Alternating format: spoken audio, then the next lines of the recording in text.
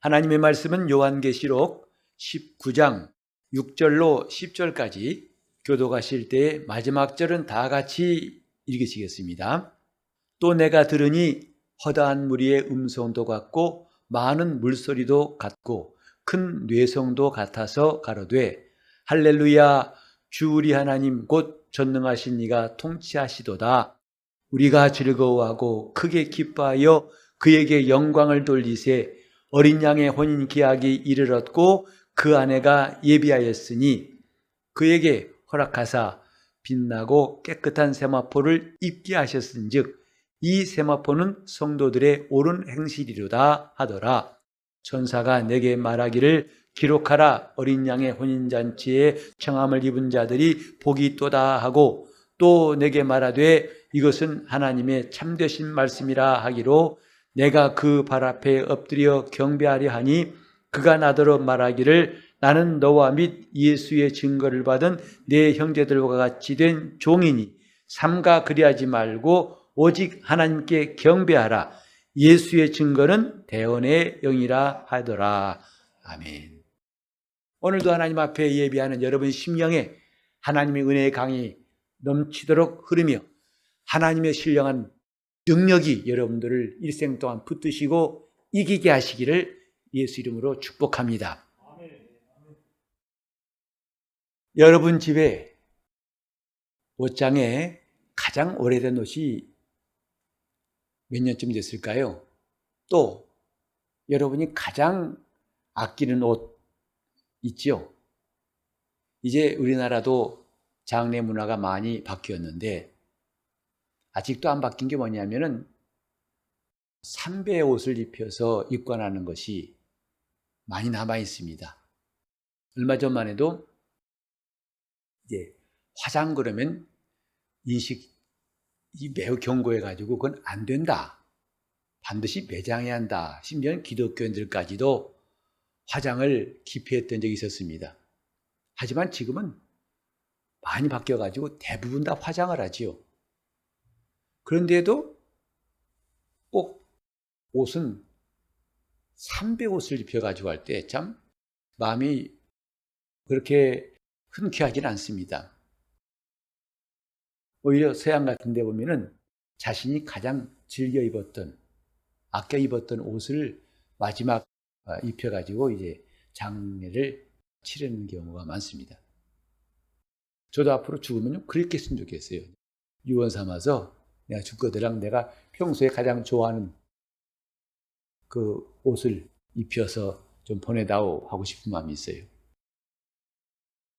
하지만 그 옷마저도 가장 오래 입고 가장 내가 아끼는 옷마저도 결국은 이 땅을 떠날 때 다 사라집니다. 성경은 우리에게 참으로 귀한 옷에 대해서 말씀하고 있어요. 하늘나라에 가서도 입을 수 있는 옷. 오늘 저와 여러분이 주일에 입고 나온 이 옷은 잠깐 입을 수 있지만 하늘나라까지 갈 수는 없죠. 이 땅에서도 이 지상에서 입는 옷 가지고 저 하늘에 올라갈 수는 없어요. 저 파일럿들이 운전할 비행기를 볼 때에도 이 옷이 아니라 그 항공사 혹은 군에서 지급한 복장을 하고 합니다. 이런 옷으로 전투기를 몰다든지 비행기를 몰 수 없지요. 하물며 저 로켓 타고 우주 공간 갔을 때 거기서는 이런 옷은 어림도 없습니다. 그럴진데 그보다 더 위에 있는 하나님 나라를 과연 이 옷으로 입고 갈 수 있을까? 성경은 이에 대해 말씀하기를 하나님께서 친히 그 옷을 예비하시리라고 했습니다. 그리고 그럴 성도들에게 이 땅에서도 너희는 예수 그리스도로 옷 입고 그랬어요. 우리는 하나님 말씀이 어려운 것 같지만 이 땅에 있을 때에 하나님은 우리가 깨달을 수 있도록 여러 가지 비유를 주셨는데 우리가 매일매일 옷 입듯이 우리 영혼도 입어야 할 옷이 있다. 뭐냐? 예수 그리스도로 옷 입고 살아라 라고 말씀했지요. 이제 그런 사람들에게 오늘 이 성경은 세마포, 빛나고 깨끗한 세마포를 말씀하고 있는데 이것이 바로 성도들의 옳은 행실이다. 오늘 이 말씀을 좀 집중해서 함께 상고하려고 합니다. 아마 여러분도 이전에 부흥회 때라든지 여러 말씀을 통해서 성도와 세마포라는 말을 들어본 적이 있을 것입니다. 우리는 언젠가 주님 오실 때 이 몸이 아니라 영원한 몸을 입을 거라고 하는 것 알고 있습니다. 그것이 바로 영생에 들어가는 옷이에요. 이 육신은 오래가지 못하지요. 벌써 몇십 년 지나면 낡아집니다.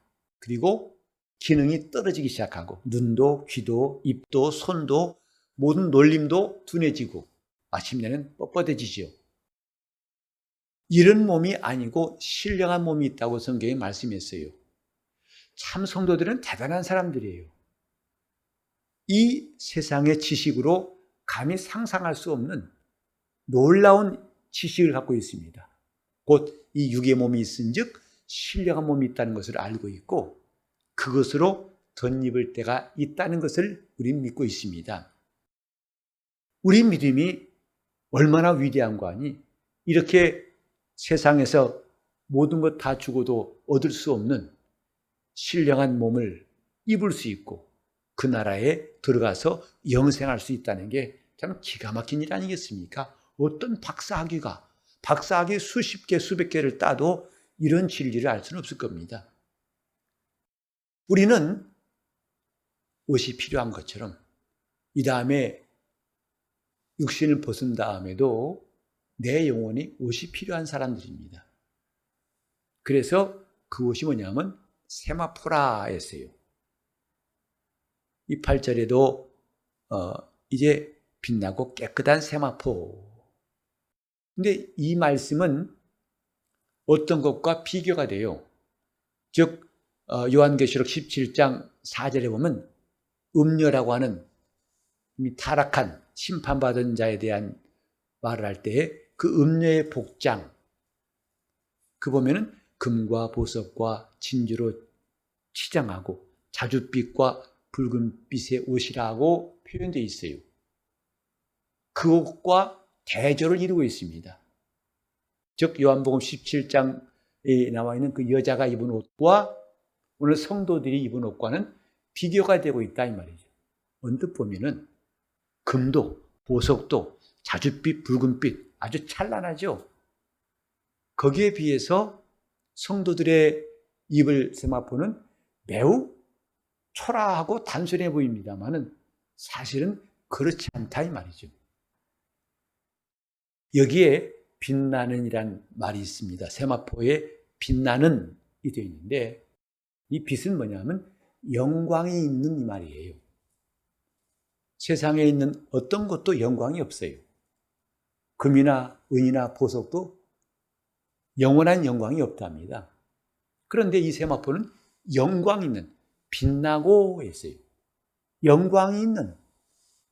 그 다음에 깨끗한 세마포라고 했지요. 그 깨끗한 세마포. 얼른 보면은 화려하기 짝이 없는 그 음녀의 복장. 그게 마음이 갈지 모르지만은 금보다 귀한 어린 양의 그 보배로운 피로 깨끗해진 그 세마포와 과연 비교할 수 있을까? 이렇게 성도들에게 있는 세마포가 우리에게는 얼마나 중요한지를 오늘 좀 생각해 보려고 합니다. 잠깐 돌아가가지고 이스라엘의 그 문화를 좀 이해할 필요가 있는데 이스라엘은 이제 결혼을 할 때에 결혼 전에 약혼을 하는 건 우리와 비슷합니다.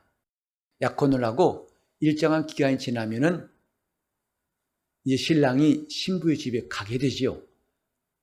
가서 결혼 예식을 치르고 부부가 됩니다. 우리는 시집 간다고 그러는데 이스라엘 풍속은 뭐냐면 신랑이 신부 집에 와서 혼인을 치러요. 근데 그때까지 신부는 신랑을 맞이하기 위해서 몸과 마음을 정결하게 유지하고 단정하게 또 아름답게 모습을 갖추고 자기를 준비합니다. 우리가 이 이스라엘의 문화를 좀 눈여겨보는 게 뭐냐면 우리 신앙인의 그 모습과 흡사하기 때문이에요. 영적 세계의 일들을 우리는 하나님 이 땅에서 이해할 수 있도록 이런 문화를 허락하시고 그 이스라엘의 배경, 풍습과 문화의 배경을 통해서 성경을 잘 이야기하신 것이거든요. 즉 신부가 단장을 하고 준비하는 기간, 그건 신랑이 올 때를 준비하는 거예요. 마침내 기약한 날이 되면은 이제 신랑은 신부의 집에 찾아갑니다. 마태복음 25장에도 열처녀의 비유가 나오는데 그게 뭐냐면 신랑이 오기를 기다리는 대목이에요. 그 집은 누구 집이겠어요? 신랑 집이 아니고 신부 집입니다. 이제 신랑은 신부의 집에 올 때에 그가 가져오는 게 있는데 뭐냐면 정성스럽게 준비한 깨끗한 세마포입니다. 즉, 이 세마포는 신부가 준비한 게 아니다 이 말이에요. 신랑이 준비해서 오는 것이죠. 이 세마포는 예복으로서 신랑 맞이를 준비한 신부에게 신랑이 허락해서 그에게 입게 하는 것입니다. 이런 이스라엘의 풍속은 복음적인 의미를 아주 잘 설명해주고 있어요. 어린 양의 피로 순결하게 되고 정결하게 된 깨끗하게 준비된 예복의 의미로서 세마포를 말하고 있는데 신부는 신랑이 준비해온 예복을 입고 이제 혼인 예식을 행하게 되는 거지요. 주님 오실 날 있을 혼인 잔치, 그때는 이런 예복을 입은 자가 들어갈 수 있어요. 천국 잔치를 베풀었지만은 그 잔치에 예복 입지 않은 사람을 주인이 발견하고 쫓아버린 말씀 기억하시지요? 그 잔치에는 곧 성경이 말하는 최고의 잔치는 어린 양의 혼인잔치예요. 이 요한계시록에 나와 있습니다만은 어린 양의 혼인잔치.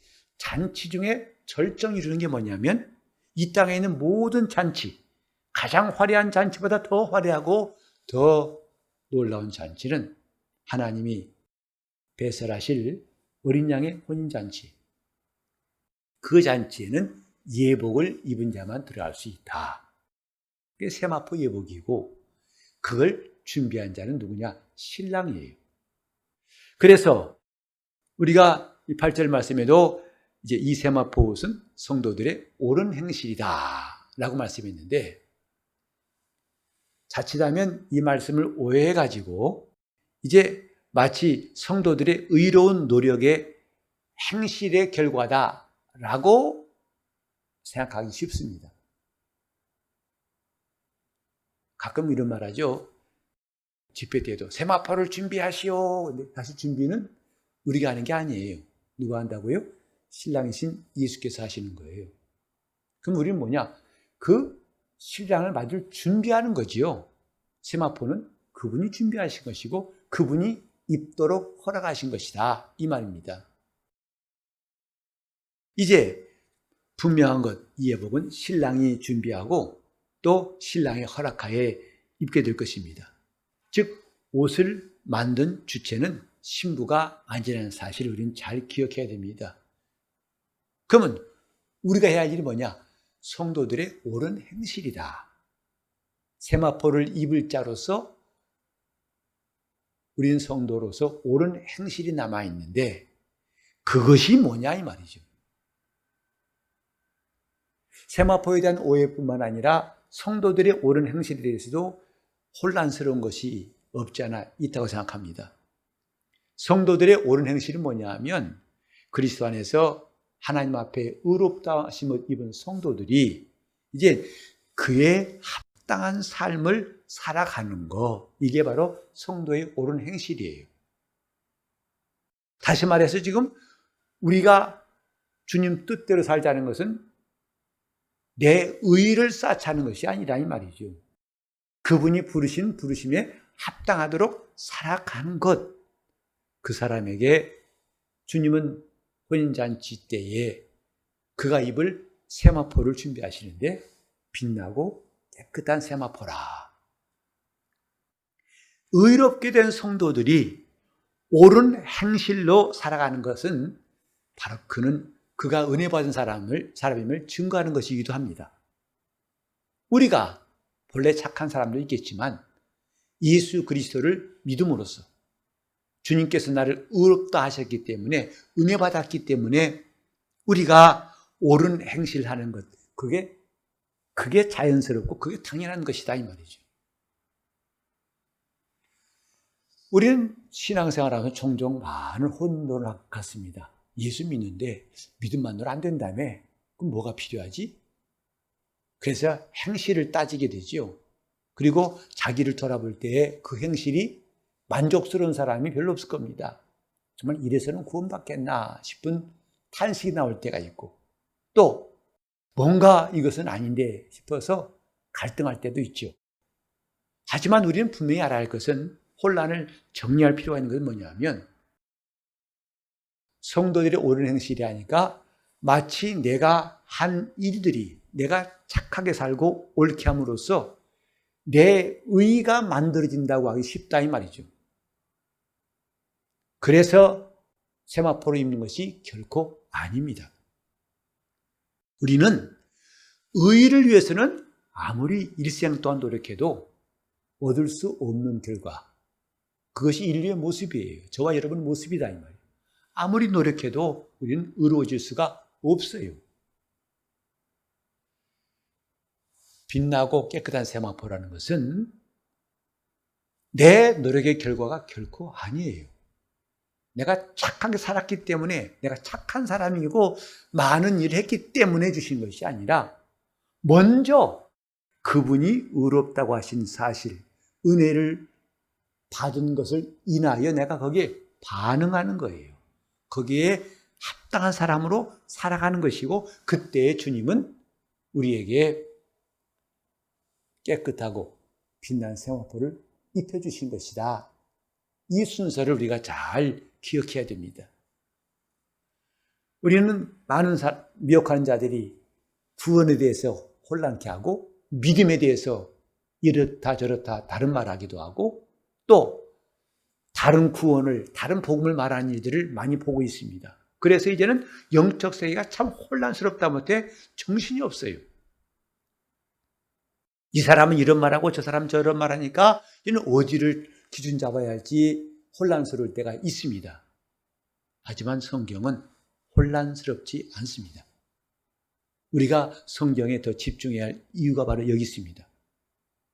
성경을 떠나면 혼란스러워요. 그러나 성경은 예나 지금이나 바른 길을 우리에게 분명히 말씀하고 있어요.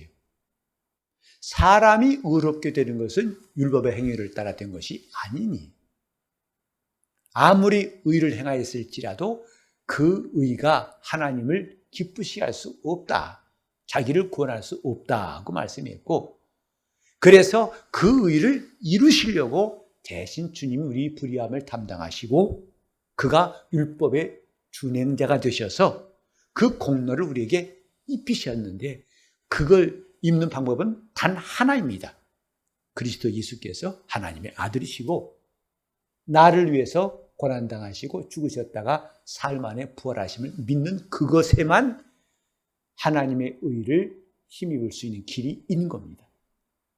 거기엔 내 눈꽃만큼 공로가 첨가될 여지가 없고, 내가 착한 거 관계없고 내 행한 거 관계가 없어요.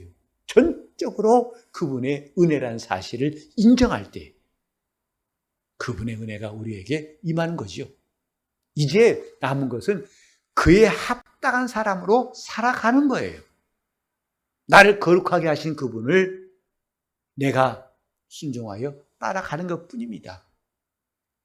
그런데 인간의 심성 가운데 그 많은 종교심, 그래서 그래도 뭔가 해도 뭐가 부족한 것 같고 뭔가 아쉽고, 그것을 틈타고 들어와 가지고 엉뚱한 말하는 사람들은 과감하게 뿌리치고 물리쳐야 됩니다. 바울은 말했어요. 나에게는 그리스도 예수의 십자가 외에는 자랑할 것이 없다. 내 몸에 예수의 흔적이 있다. 이후로 누구든 나를 괴롭게 하지 말라. 적어도 의롭게 되는 문제에 대해서, 적어도 구원에 대해서, 적어도 믿음에 대해서는 아무도 딴소리하지 말라. 나에게는 예수 그리스도밖에 없느니라. 오직 그만이 나의 구주가 되시고 그분이 나를 살리신 분이다. 모든 소리를 다 잠잠하라. 우리는 단호하게 말할 수 있어야 됩니다.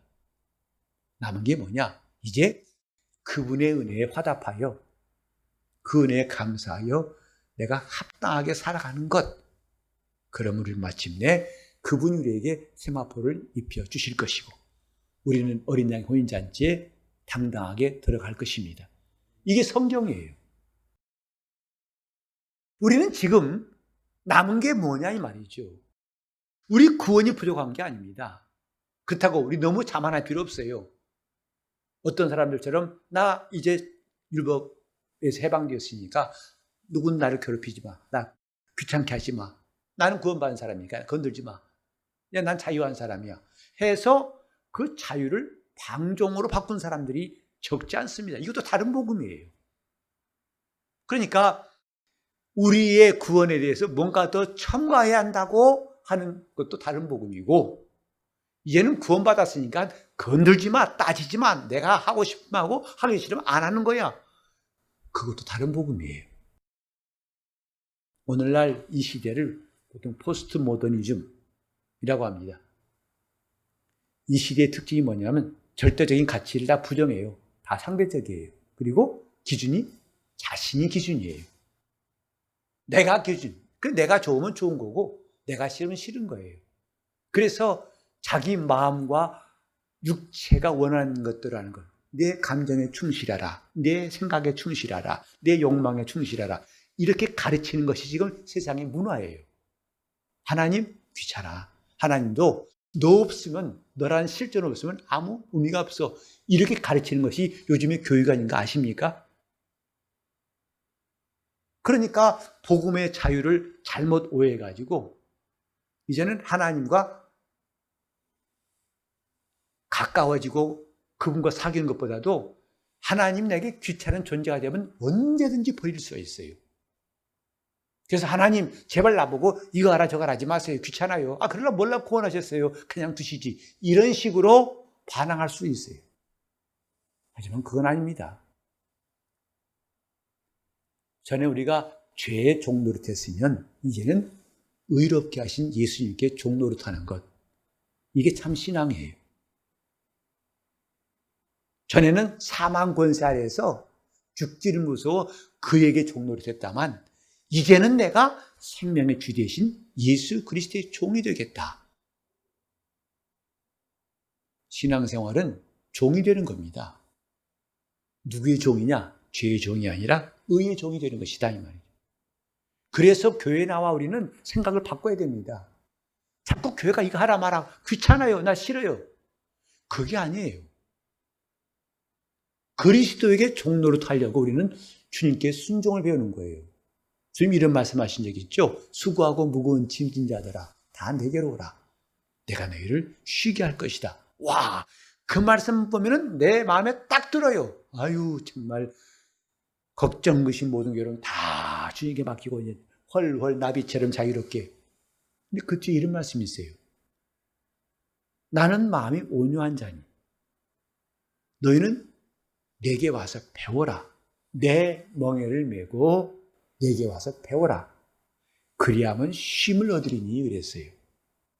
여러분 그 멍에란 말이 좀 마음에 걸리지 않습니까? 아니 자유하고 싶은데 멍에는 자유와 정반대 아니에요. 자기를 속박하는 거예요. 주님 말씀은 뭐냐면 내 멍에를 메고 내게 배우면 그때 너희에게 쉼이 있을 것이다 이 말이에요. 이는 내 멍에는 쉽고 가벼움이니라. 그 멍에가 뭐겠어요? 예수님 말씀입니다. 예수님 말씀을 따라 살면 그때 쉼이 있다고 하셨지 짐을 다 내려놨다고 쉬는 것은 아니다 이 말이에요. 사이판, 몰디브 가야 쉬는 거 아닙니다. 그 며칠 동안 갔다 와서 여러분 쉬지 않습니까? 가고 오면 피곤과 그 비용과 후유증은 만만치 않습니다. 지상낙원이라는 그곳이 그렇게 부럽습니까?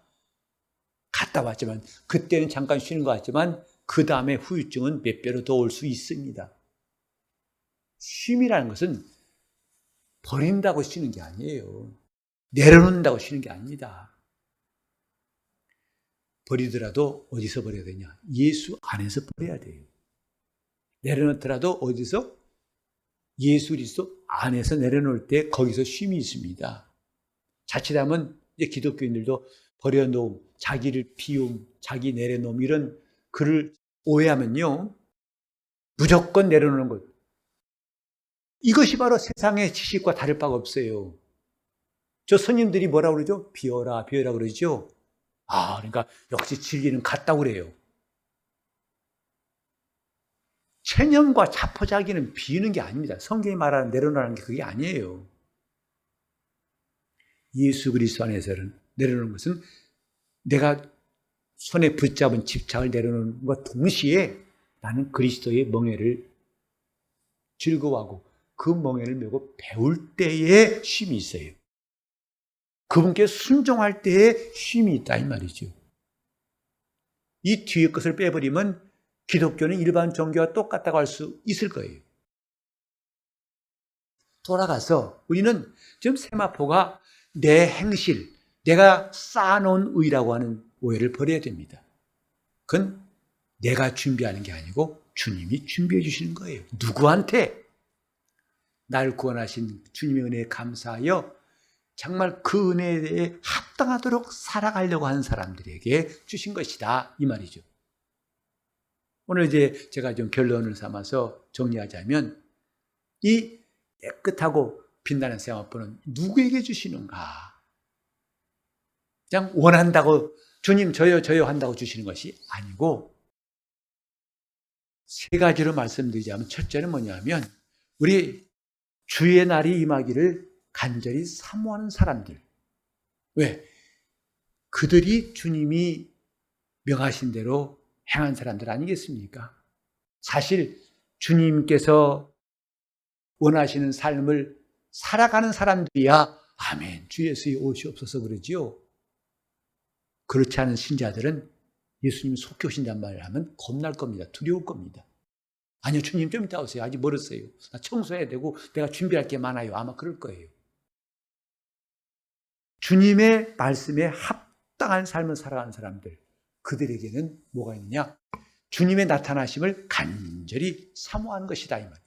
제가 한번 읽겠습니다. 베드로후서 3장 10절로 14절 이런 말씀이 있어요. 그러나 주의 날이 도적같이 오리니 그날에는 하늘이 큰 소리로 떠나가고 체질이 뜨거운 불에 풀어지고 땅과 그 중에 있는 모든 일이 드러나리로다.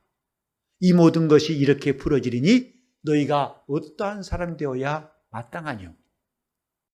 거룩한 행실과 경건함으로 하나님의 날이 임하기를 바라보고 간절히 사모하라. 그날에는 하늘의 불에 타서 풀어지고 체질이 뜨거운 불에 녹아지려니와 우리는 그의 약속대로 의에 거하는 바 새 하늘과 새 땅을 바라보도다. 그러므로 사랑하는 자들아 너희가 이것을 바라보나니 주 앞에서 점도 없고 흠도 없이 평강 가운데서 나타나기를 힘쓰라 했어요. 이 사람들에게 세마포가 준비되는 겁니다. 주의 나타나심을 사모한 사람들, 간절히 사모한 사람들, 오늘 우리 마음속에 진정으로 주님이 나타나심을 사모하고 주님을 고대하고 있는가? 그 사람에게 세마포가 준비된 겁니다. 지금 코로나19 사태 때문에 마음들이 다 움츠러지고 우울해지고 불안해지고 이제는 여러 가지 사회가 사람도 병들고 사회도 병들어갑니다. 이때 답은 하나밖에 없어요. 주님을 사모하는 겁니다. 주님, 나 주님을 그날이 하나님의 날이 임하기를 바라보고 간절히 사모하라고 베드로가 말했던 것처럼 우리는 주님을 사모한 사람이 되어야 합니다. 주님을 고대한 사람. 두 번째로는 이제 그 사모하는 것은 결국 뭐냐면 특별한 일, 유별난 일하라는 게 아닙니다. 다른 말로 하면 믿음의 정절을 지키라 하는 뜻이죠. 간단히 말하면 믿음을 지키라 이 말이에요. 믿음을 정절과 많이 함께 설명하고 있습니다. 마치 믿음을 지키는 것은 정절을 지키는 것 같다. 우리는 어린 양의 혼인잔치에 들어갈 소망이 있고 성도라면 그걸 사모할 것입니다. 하지만 그의 자격은 뭐냐면 믿음을 지킨 자예요. 하나님의 말씀, 곧 그 믿음에 대해서 누가 회방하고 유혹할 때 단호하게 뿌리치고 나는 오직 주님만을 따르겠소. 심지어는 나중에 목숨까지도 내어놔야 할 때가 올지라도 나는 목숨 때문에라도 이것을 믿음을 저버리는 일은 하지 않겠소. 믿음을 지킨 자들에게 이 세마포가 준비된 겁니다. 믿음의 정절을 지킨 사람들에게. 그래서 바울 사도도 말씀했죠. 나의 달려갈 그와 마치고 선한 싸움을 다 싸우고 믿음을 지켰으니 이제 이후로는 내게 의의 면류관이 준비되었도다. 여러분, 우리가 지금 애쓰는 게 뭡니까? 코로나 안 걸리는 거 물론 중요하지요. 물론 불신자같이 되지 않는 거 중요하지요. 그러나 좀 더 눈을 크게 열어봅시다. 나는 믿음을 지킨 사람. 11조 하는 거 중요하죠. 그러나 더 중요한 건 믿음을 지키는 겁니다. 믿음을 지킨 사람으로 11조하고 믿음을 지킨 사람으로 주일 성수하고 믿음을 지키려고 전도하고 믿음을 지키는 마음으로 봉사할 때에 그것들이 다 온전할 것입니다. 믿음을 지킵시다. 이것저것 다 그 믿음이 아닙니다. 오직 믿음은 예수 그리스도, 그가 믿음의 구주십니다. 그분을 따라가려는 마음을 우리는 변치 맙시다. 믿음을 지키자. 세 번째로 그 믿음을 지키기 위해서 우리가 꼭 해야 할 일이 있어요. 믿음은 지킨다. 어떻게 지키죠? 지킨다 하는 말로 지키는 게 아니에요. 그건 세 번째 뭐냐면 주님을 위하여, 복음을 위하여 내 가진 것을 버리는 사람만 할 수 있어요. 마가복음 10장 29절로 30절을 보면은 30절까지 예수께서 가라사대 내가 진실로 너희에게 이르노니 나와 및 복음을 위하여 집이나 형제나 자매나 어미나 아비나 자식이나 전토를 벌인 자는 금세에서 집과 형제와 자매와 모친과 자식과 전토를 100배나 받되 핍박을 겸하여 받고 내세의 영생을 받지 못할 자가 없느니라 하셨어요. 우리가 믿음을 지키는데 반드시 필요한 게 뭐냐면 버려야 됩니다. 다시 말해서 버리지 않고는 믿음을 지킬 수가 없다 이 말이에요. 우리 선진들도 믿음을 지키기 위해서 목숨까지 버렸다고 그랬어요. 우리는 목숨은 아니더라도 그 전에 버릴 것이 무엇인가 생각해 봅시다. 오늘 저와 여러분이 정말 믿음의 정절을 지키기 위해서 하나님의 날이 임하기를 간절히 바라보고 사모한 자가 되기 위해서 꼭 필요한 실천사항이 뭐냐면 버리는 것이다 이 말이에요. 욕심을 버리는 겁니다. 나의 자존심을 버리는 거죠. 내 시간을 주를 위해 아낌없이 버리는 겁니다. 인색한 마음이 들 때마다 그것을 꺾어보려고 애쓰는 것 참 귀한 일이죠. 남들이 하기 싫은 것 내가 먼저 앞장서서 하는 것. 우리가 지금 세상은 점점 식어지고 굳어지고 어두워지고 점점 세상은 하나님과 멀어지는 것을 알고 있습니다. 그런데 우리도 어느새 따라오고 있어요. 그게 뭐냐면 욕심 아니겠어요? 욕심. 내가 더 하고 싶고 내가 더 먹고 싶고 내가 더 하고 싶고 내가 더 앞장서고 싶고 더. 주님은 여기 말씀하기를 나와 및 복음을 위해서 버리라 했어요. 어떻게? 목숨까지도 버릴 수 있느냐? 그 사람이 믿음을 지킬 수 있어요. 세상은 믿음과 내 가진 것을 다 둘 다 갖도록 가만두지 않습니다. 하나는 내려놓으라는 거예요. 근데 뭘 내려놓겠느냐? 내 가진 재물이냐 아니면 믿음이냐? 여기서 이걸 버린 사람은 믿음을 지킬 수 있고 버릴 수 없는 사람은 믿음을 지킬 수 없다 이 말이에요. 사두개 청년 기억하시죠? 주님이 제자가 되고 천국문 턱까지 온 사람이에요. 주님은 그를 사랑하사 그랬어요. 제가 복음서를 읽으면서 그렇게 어떤 사람을 주님이 사랑하사 하고 말씀하신 것은 그밖에 없는 것 같아요. 그래서 한 가지 부족한 것이 있다. 네 가진 재물을 다 파락한다는 사람을 주고 나를 쫓으라 했어요. 하지만 그 사람은 재물이 심이 많은 거로 근심하면 가니라. 물론 여러분들은 부자가 아니에요. 나는 부자가 아니니까 뭐 재물도 많지 않으니까. 그러나 오늘 나에게 과연 버릴 것이 뭔가? 나는 주를 위해서 지금 무엇을 버릴 것인가? 지금까지 무엇을 버렸는가? 하나님 앞에서 우리가 영적 생활하는 사람으로서 믿음을 지키는 것이 참 중요하다고 많이 들었는데 이를 위해서는 뭐냐면 버려야 됩니다. 내 시간을 위해서 내가 나를 위해 썼던 시간보다도 주를 위해 쓰기 위해서 버리는 것, 그건 참 유익한 일입니다. 우리 성도들이 열심을 가지고 주를 섬기는 것, 아침 일찍 나가 봉사하시는 것 참 귀합니다. 여러분들이 이렇게 봉사하는 것은 자기를 버리는 시간이에요. 우리 몇 주 전에 함께 말씀드렸죠? 우리는 짐을 서로 지라. 내가 짐을 짐으로 그 어느 누군가는 자유하고 편안함을 얻을 수 있어요. 우리는 그걸 기쁨으로 여기고 그걸 다양스럽게 여기고 한 사람의 수고가 다른 사람에게 큰 유익을 준다고 믿기 때문에 그 기쁨 하나 때문에 할 수 있는 거, 이건 은혜 받은 사람만 할 수 있는 거 아니겠습니까? 나를 버리고 내가 지금 주님이 오시는 날 빛나고 깨끗한 세마포를 입은 자가 되기 위해서 우리는 주를 위해 자기의 손에 있는 것들을 버릴 수 있는 담력이 있기를 예수 이름으로 축원합니다. 내가 아까운 것들을 버릴 수 있는 그 능력은 주님의 잔치에 나갈 수 있다는 또 하나의 증거물입니다. 너는 확실히 그곳에 갈 수 있겠구나 하고 증거받는 것이라 할 때 우리는 기쁘지 않습니까? 무엇을 버렸는가? 나는 주를 위해서 지금 무엇을 버렸는가 하고 돌아볼 수 있도록. 그래서 주님 나라와 점점 가까워지고 마침내 주님께서 잔치를 시작하실 때 신랑 되신 예수님이 다시 오실 때 우리를 번쩍 들어올리신 다음에 빛나고 깨끗한 세마포가 우리에게 입혀질 수 있기를 예수 이름으로 축원합니다.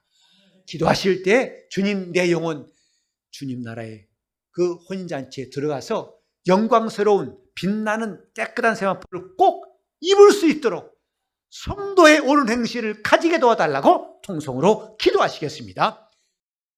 하나님 아버지, 우리가 예수를 믿는 성도로서 장차 큰 잔치, 영광스러운 혼인잔치가 있음을 깨닫게 도와주시옵시고 그때 우리가 넉넉히 그 잔치에 나갈 수 있도록 도와주시기를 간절히 빌고 원합니다. 주님, 신앙이 무엇인지 자기 마음대로 색칠하고 덧입힌 그런 음녀의 옷 같은 신앙생활이 아니라 우리 주님께서 날마다 깨끗하게 하시고 새롭게 하시고 빛나게 하시는 희고 빛나는 세마포를 입기에 합당한 사람으로 우리가 준비하게 도와주시옵시고 이 말씀을 귀히 여겨서 마음에 새길 수 있도록 도와주시옵소서. 주님, 하나님의 날이 임하기를 간절히 바라보고 사모하며 주님을 고대하는 성도들의 심령 허락하여 주시옵시고 그래서 주를 위해서 버리는 것이 아깝지 않고 주를 위해서 지금도 버렸지만 더 많이 버릴 수 있는 담대함과 용기를 더하여 주셔서 주님을 배울 때에